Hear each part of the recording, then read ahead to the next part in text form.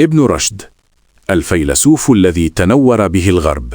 في هذا الفيديو سنتعرف على الرجل الذي أنقذ فلسفة أرسطو وأضاء عقول أوروبا في عصورها المظلمة. هو ابن رشد، قاضي قرطبة وفيلسوف الإسلام الذي لم يفهمه عصره. ولد أبو الوليد بن رشد في قرطبة. لم يكن مجرد فيلسوف، بل كان طبيبا حاذقا وقاضيا عادلا. كرس حياته لشرح كتب أرسطو والدفاع عن العقل والتفكر في كتابه الشهير تهافت التهافت.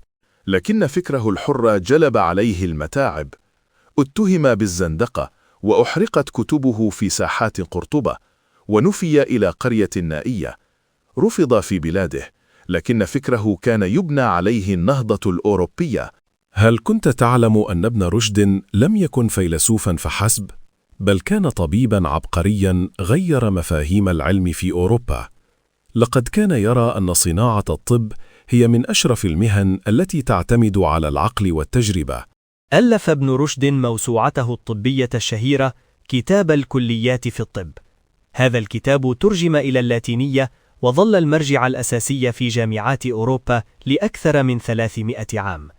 كان ابن رشد أول من أثبت أن شبكية العين هي المسؤولة عن الإبصار، كما كان سباقا في علم المناعة، حيث اكتشف أن مرض الجدري لا يصيب المرأة مرتين في العمر.